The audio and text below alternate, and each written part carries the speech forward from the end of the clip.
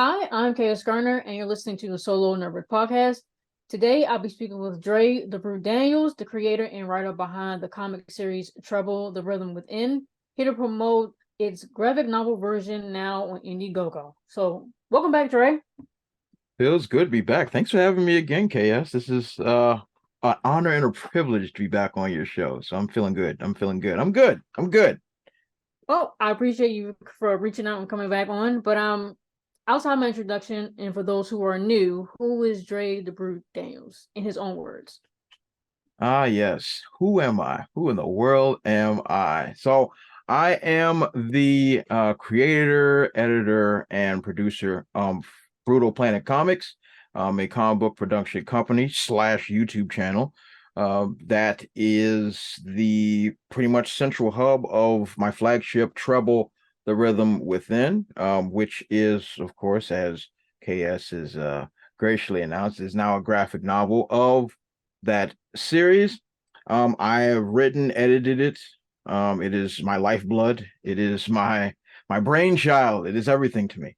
But me, I've been writing professionally for a number of years now. Lifelong comic book fan. As I've said a million times before, I'll say it a million times again. I was born with a Batman comic in my hand. This is not just something you do. This is a lifestyle. So, uh, longtime comic book reader, fan of cartoons, fan of movies, video games, the whole nerd sphere. I'm in it. I'm elbow deep into it. So, yeah, that's pretty much essentially who I am. Mm-hmm.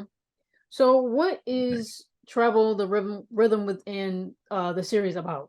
Absolutely. Thank you for asking that question. So this is an action adventure musical that takes place in my hometown of Washington, D.C. And we tackle essentially this whole book is a case study of what music does to the human body. So we follow our main protagonist, which is named Zamir Green, who is an aspiring young DJ, and there are some nefarious people that poison the water supply in Washington, D.C. with a mutagen.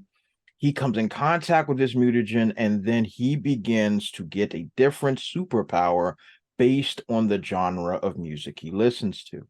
Now, throughout this adventure, there's also a hint of mystery of who's really behind everything, who's pulling the strings, who is really in control.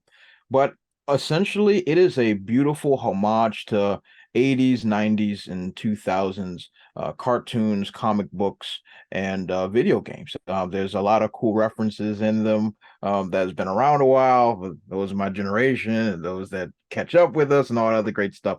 It's a beautiful homage to that, while giving a good modern spin on a lot of sometimes tropes that some folks will catch up on. And it's I think it's also a very interesting story that not redefines but puts the hero's journey in a different perspective.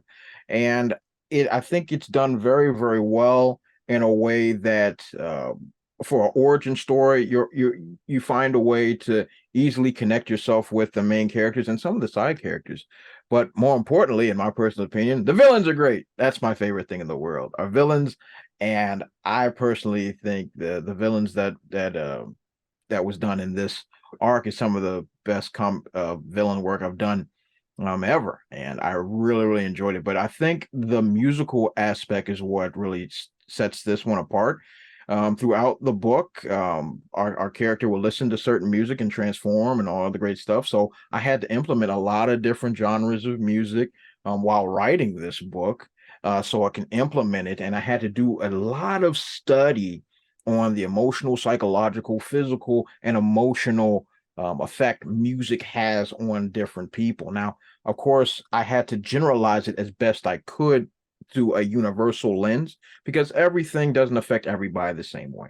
But to break things down in a way that is comparable enough for everybody to be like, oh, yeah, that makes sense. That transformation makes sense. Blah, blah, blah, blah, blah. It took a lot of work, no lie, to actually understand a lot of things. I had to study musicology for a little bit just to make sure I understood. And luckily, I come from a musical background. family that sings and plays. I used to do um, background. I used to play rhythm guitar and do backup vocals for cover bands. So like I have some of that, but then there's a difference between like just performing and actually knowing the science behind what you're doing. So Yeah. I had to go and dig deep into how the knowledge of it works, how the math and the science and the social studies, how it all works in music itself to try to make not only make the music work, but to make the power set make sense. So I went through a lot of that to get this thing where I wanted it to be. And by end up having a whole lot of fun with it at the same time. So it's a heck of an adventure and it's a lot of fun. Yeah, I find it interesting that you had to pretty much, learn and study the science behind music instead of because music is, I guess, what a lot of people or everybody would say is a universal language, Mhm. but it kind of isn't in a way Yeah. because what you feel and what you know are two different things. Like having to know the music is different than how it makes you feel.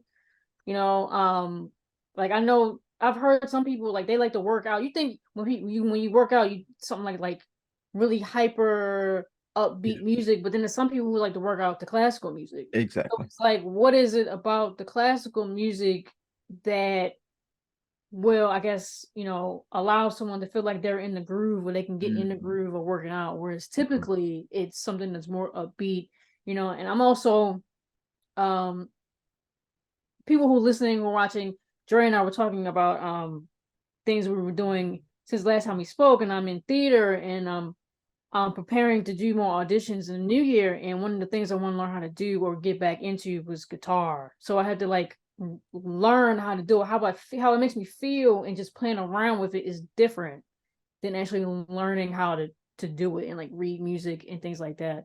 So I find Yeah. that really interesting. You have to really get into the science of art. Art is not just what you feel and what you see and whatnot. Is actually a science to Yeah. it. Yeah. Exactly. Um, Exactly. And that is something that took me a little bit of a surprise um doing my research to try to make it as universal as possible. Because like you said, KS, like me, I'm like when I'm at the gym, I'm listening to a lot of hip hop or some rock or something that's gonna get the blood boiling. But like you said, there's some folks that's like, oh, classical is what gets me there, or R&B, and I'm just like, wait, what? Are you crazy?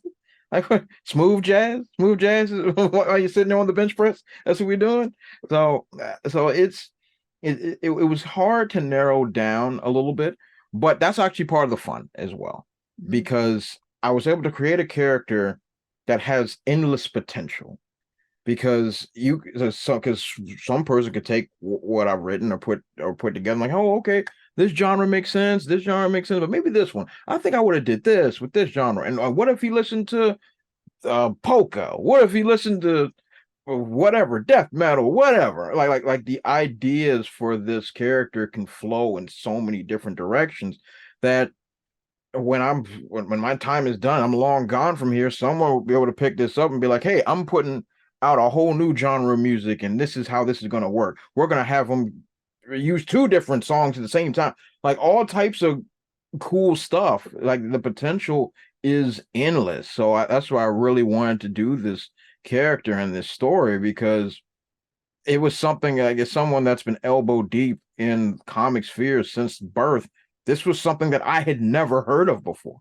Mhm. And it was an idea that I came up with when I was in middle school, and decades later, I'm like, hey, wait a minute, what was that idea I had? What was that? What did I come up with in eighth grade? Like let me go back to that. And I'm like, oh snap, this is actually really good. And go back and really bring it to life. It's tremendous, and I think the potential is really really good. So I'm really really happy and proud of what we put together here. Mhm. So how has, I don't know if you can remember that far back to eighth grade, Mm. but how has your creative process evolved over the years? Like, Ooh, has there been welcome changes, or has there been some you were initially reluctant to transition to? that's a really good question. First and foremost, all eighth graders are stupid. So that's first and foremost. So when I started the creative juices, a lot of it was pretty much just fantasy. I Mm-hmm. didn't really know how to construct the ideas um per se. I was like, I would just think of ideas. I'd write them in like a journal or a notebook, whatever, and then like maybe draw something. Granted, I can't draw all thumbs here, baby, all thumbs.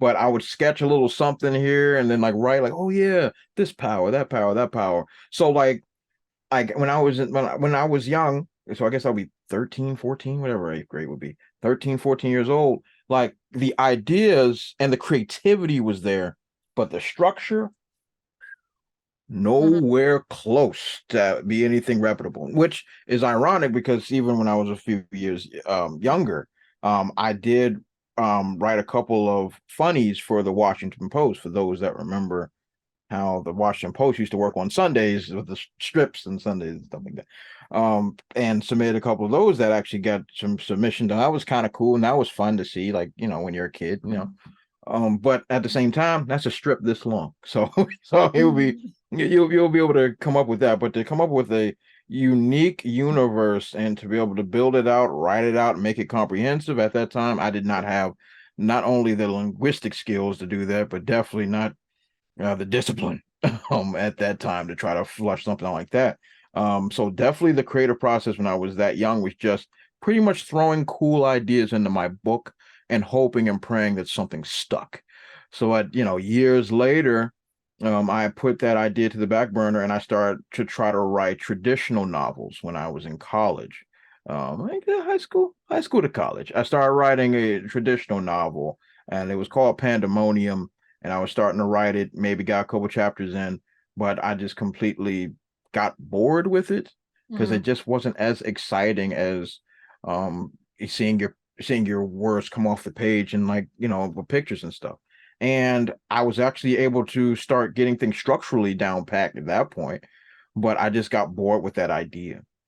And so I tried a couple other things and did some small comic work here and there for other people. I wrote for a couple of books overseas and stuff like, like this stuff here and there. But then I was like, hey, wait a minute. There was a really good idea I came up with quite some time ago. Let me revisit that thing. And ironically, I was at work and I didn't have the notebook, but I remembered a lot what I wrote down. So I'm starting to type it again. And my cube mate, he looked at me. He was like, he little eye hustling he was doing over my shoulder, and he was like, "Yo, that's a good idea." I was like, "What? Hey man, what you doing over on my screen, man?" He's like, "Nah, I saw it. That's dope. Do that. That looks cool." I'm like, because like it works in your own head, but Yeah. when someone else that has no connection to it whatsoever just takes a glance at it and is like, hey, that's a great idea, that's what I was like, okay, I'm gonna take this ball and run with it. So therefore I started getting my structure down pack, how I like to write and how I like to put my scripts together. You can relate to this. I like using stage directions as if it's a play. I like to use that type of movement and motion as far as my panels are concerned. So Uh-huh. that's how I pretty much structured the whole comic is structured like a play. As everything is a movie, whatever. They're all plays, but how I had it written was not in a way that was subject to my artist didn't have to think about what my idea was. He didn't have to Mm-hmm. use any guesswork. It's like, oh, what does Andre mean by that? No, no, no, no, no, no, no, no, no, no. It had no issues. Like, okay, stage right. We're moving towards uh, panel center. This is the actions that this character is taking, so on and so forth. This is the facial expression. The scowl is this deep. Like that's how in depth and I got to my structure when it came to this comic because I I needed my vision to come to life, and I knew exactly what I wanted to see. Mm-hmm. And some writers aren't as anal as I am about that. Some aren't, but me, I'm very, very, very anal when it comes to that. Now, I always let my artists have creative freedom when it comes to like certain color palettes or sort of like covers and stuff like that. Like I'll have you structure, but when it comes to the inner workings of the pages, there must be fluidity. It has to work. Because if it doesn't, that means that the vision that I have here isn't going to be shown correctly. So I took a lot of that coming from a very, very good idea when I was a kid to now making it into something that's actually physically tangible, with a completely different structure and a completely different way of looking things, different stage of life, to say the least. And that has actually brought me here. So it's been a heck of a journey, to say the least. When you look back at the writing that you did when you were younger, as you got older, was there ever a time when you were like, Dre, what are you talking about? What are you even saying? Or like, oh, this is a really good idea. How did a 13-year-old think of something like this? Like, because when I look at some of the old stuff that I have, some of it is not even legible. I'm like, what was I? I must have been like, was I driving at the same time when I wrote this? I don't even know what this is. And some ideas, I'm like, I must have just thought of something and wrote it down because I don't even know what this. I'm like, this sounds nice. This is a nice little conversation that's been happening between two characters. But it's like, what what are they talking about? Where does this go? What are you saying? I don't know what this is. So Who are you? What yeah. is this? Yeah. Yeah, I can sympathize with that as well. Looking back, like I had some writings that I've been passing down from computer to computer for about 15 years. Um, and I recently looked back at it and I was like, oh, that looks like a good no, it's not. No, it's garbage. No. And and like you said, like it's like luckily for me, I use the computer because God knows my handwriting is still garbage. You might as well call me a doctor because that's the way my handwriting looks. Okay. So it's not even close to anything that's readable. So I sympathize with that. I sympathize with that. But it's just Yeah. I can tell, but it's good when you can chronicle your growth as a writer and a creator. It's always Mhm. good to have that, be able to chronicle that, because you always know where you came from and where you are now. Because sometimes, like as creatives, we can create something beautiful and then we still think it sucks. We can look at it and be like, oh my God, this is garbage. Then you'll pull back the layers of your old stuff, like, oh wait, no, it doesn't suck. Oh, maybe it doesn't, because this is horrid. So yeah, this must be good. This must be good. This must be good. Yeah, So yeah, so I'm with you. I was reading my first book because to keep with continuity, for the third one that I'm working on right now, and it was a bit of a struggle to read through it because I was like, I didn't understand where my headspace was when like reading it back. But then when I read the second one, I'm like going through the pages like it's nothing. I was like, okay, I got better because it's moving faster now. So I'm hoping there's another thing I wrote in 2013 when I got out of college. Um, like a science fiction thing. I was watching a lot of Star Trek at that time. Oh, okay. So it's along those a little bit along those lines. And it's like 6 chapters. And but I don't know again, I don't know where my headspace was when I wrote it. I think I was just writing it to be writing it.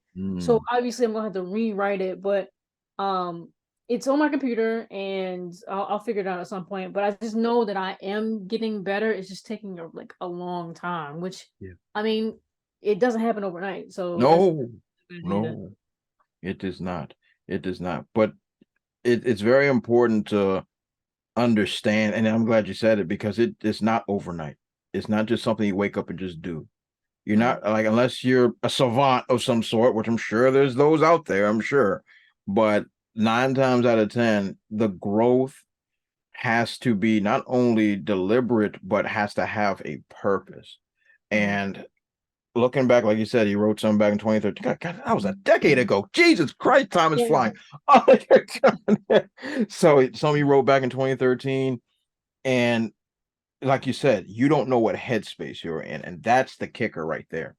Because there's a bunch of crap that I have written, but then there's some of these things I look at that I've written, it's a lot of angst in it, and a lot of anguish and pain. I'm like, what the heck was happening to me? Like, did I like was I getting beat like a government mule? Like, what in the world was going on here? And you have to look at that and then be able to track, like, oh, okay, this must have been a headspace that I'm clearly not in anymore. So Mhm. cha-ching, thank Yeah. goodness. And now, how have I evolved since then? How have I evolved as a writer since then? And then you can actually track that in that way. So it's it's like a time machine. It's like a Yeah. time machine. It's like literally just having a time machine. As Mhm. long as you don't have pictures next to each thing you wrote, then you might freak out a little bit because it's like, oh my god, what happened to me? You're like, but it's actually it's quite a journey. It's something to behold. Yeah. That when you say pictures, I think of when I was in high school, I did a lot of collages Mm. from magazines, and I still have some of those books. And I looked through them not that long ago. I was like, "This is what you liked? This stuff is what you like, girl? What was this is the typical teenage girl that didn't know anything about anything, just liked it because it was popular." So, Yeah. but anyway, Yeah. um, has there ever been a time or multiple times where you wanted to give up on comics? Oof. If so, if so, what did you or someone else say to persuade you to continue on? Actually, to be honest with you, I went through that pretty frequently over the last few years. Mhm. It's being in comics is a very, very hardcore. It can be a very depressing business. Let me put it like that. If you don't have the right headspace, you can really get yourself torn down pretty quickly. Um give you one example. It So like when I first started producing this series, the amount of naysayers that came out of the woodwork was something outrageous that not even I was, was prepared for. And I'm from DC. We have a thick skin, blah blah blah. But at the same time, you start questioning yourself. You start questioning if you are actually any good at this, and what's the point. And I've seen a lot of independent creators that have really good ideas. They just throw in the towel because it is hard, especially it's very hard to break through as an independent comic creator because the big two, at one point really monopolized a lot of the headspace and internet space and everything for their creative endeavors that really drowned a lot of us out. So there was definitely a number of times where I'm like, man, why am I going through this? God, this is hard. This is difficult. Should I quit now? Like, oh crap, I'm out of money. You know what I mean? It's a lot of stuff that goes into it before anything good really happens. And then, but there's been I've lost a lot of good people to this industry. It's rough. But luckily for me, I'm stubborn. I'm stubborn and I'm hard headed. And I was fortunate enough to have a good support base of people that really loved my work, that really supported my work. I never forget for as long as I live. My one of my first comic signings for this series, I was at Universal Comics in Lithicum, not too far from you. Mhm. Um, and there was a young boy and his dad. He came in and I signed a book for him. My first floppy I'd signed for him. And he was so excited just to see something that he had never seen before and that he was something that he was legitimately just fired up about. A kid had to be like 6, 7 years old.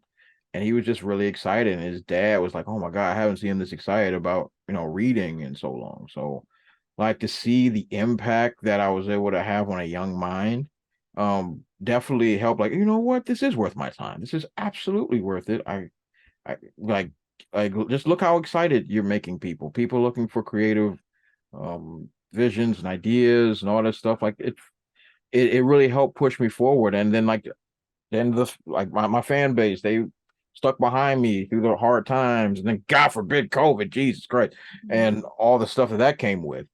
And it was a heck of a journey, but being able to see like the impact that my work can actually have definitely helped get me out of the slums a couple of times. That's for sure. Mhm. Yeah, I get that. That's happened to me a couple of times where I feel like because I've been struggling with promoting the two books that I have because I feel like it's the only thing that I have and I should have more by now. I mean, I wanted to have the third book done like 2 years ago, but then COVID and then work and not working there anymore, and I have to find something else to do. So those became the priority, and then I just did I guess you could not I guess an event a couple of weeks ago, um, where it wasn't a whole lot for the table or anything like that. So I didn't make a whole lot of money, but I made table back and a little bit of profit, which was fine for me. Um, but a lot of people have seen it already, my books already, and maybe have purchased them, but then like you'll get a one or two people that come and has never seen anything like this before, and it's like, oh, it's set in Baltimore. Oh, it has a black female lead on there. Oh, it's urban fantasy. I kind of describe it to people in a way. It's sort of like Buffy, but she's black in Baltimore Mm-hmm. or something like that. Mm-hmm. So they get really excited about stuff like that.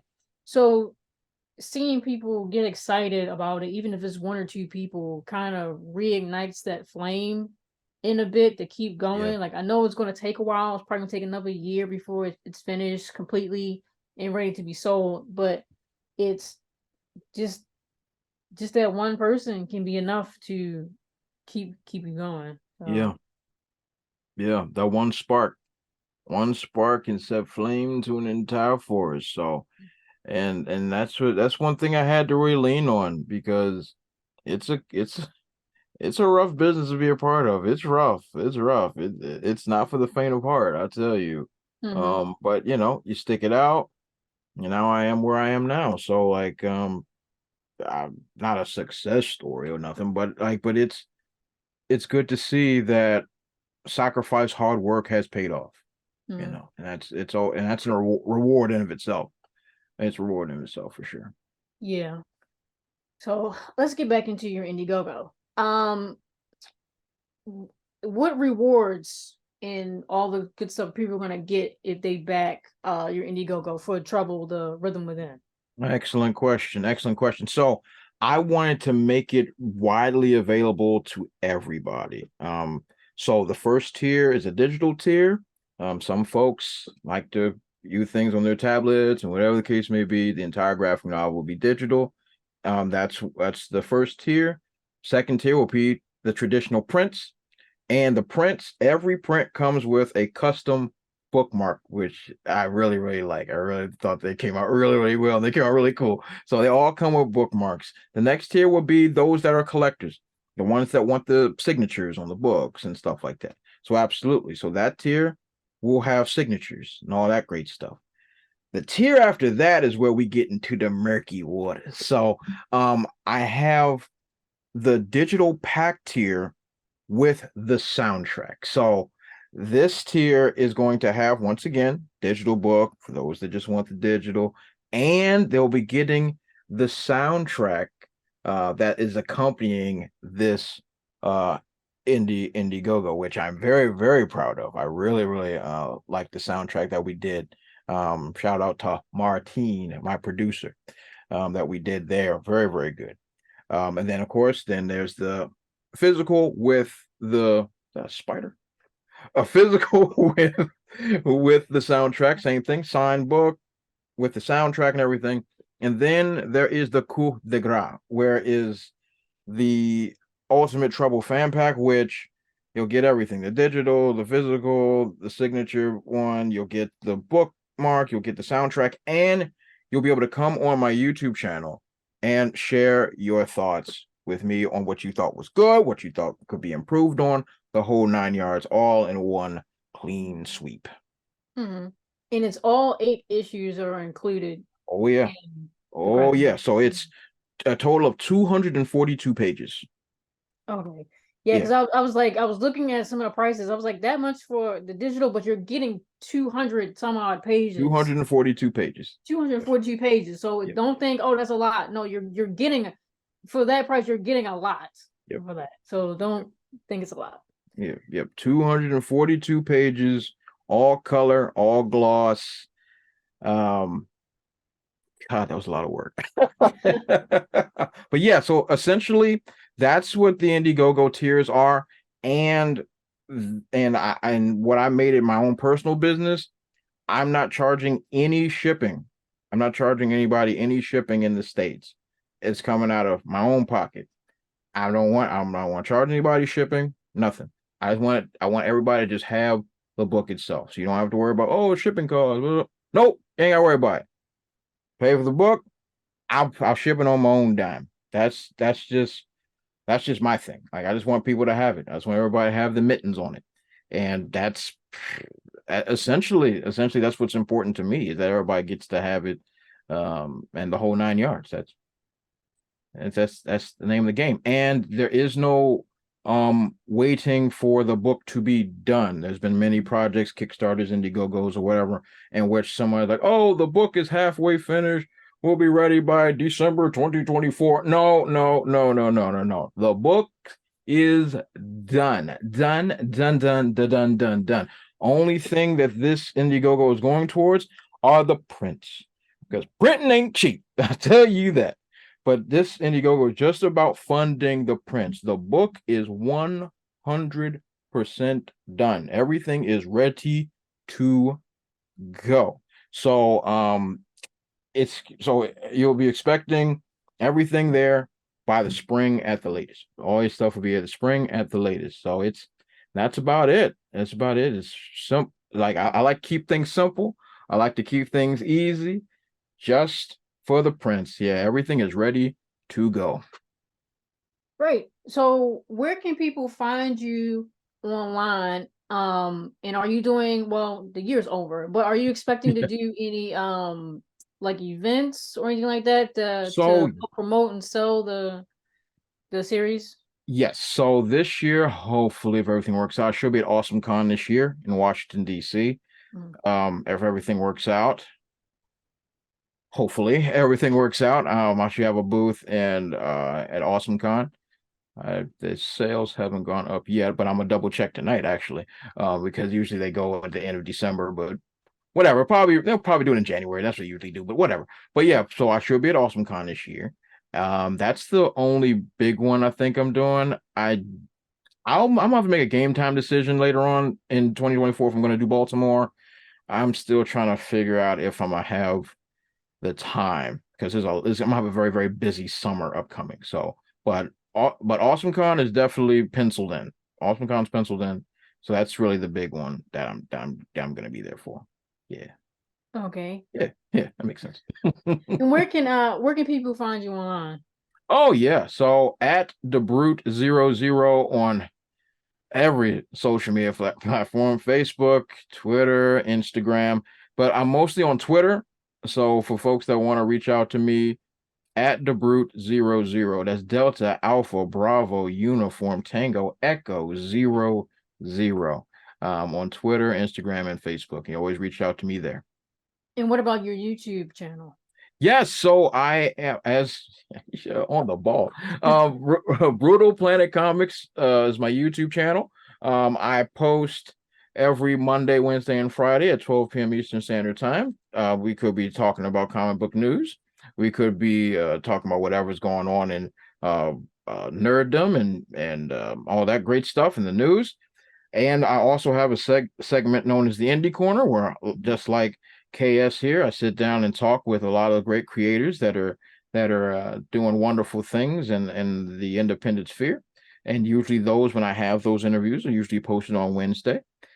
Also, I have a segment which is getting a lot more traction now, which is DaBrute Reviews, where I take an indie comic that's usually sent to me or that I've bought, or a creator has reached out to me that would like to have my thoughts on it, and I review it and give my thoughts and a ranking system. So that's been a lot of things coming on my plate now, and I got a lot of books to review now, which I think I might have bit off more than I can chew, but it is what it is.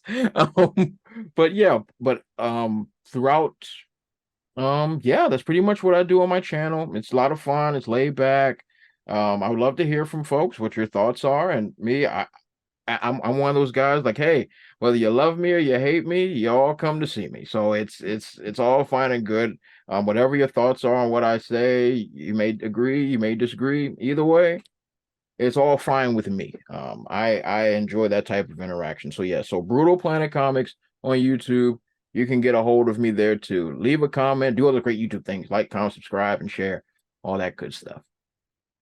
All right. Well, again, I want to thank Dre DaBrute Daniels, the creator and writer behind the comic series Treble, The Rhythm Within, for joining us here today to promote pretty much the entire series in its graphic novel form, now on Indiegogo. All of Dre's socials and YouTube, as he just said, will be listed in this episode's details for those who are interested. Again, I am KS Garner, and you've been listening to the Solo Nerd Podcast. Thank you.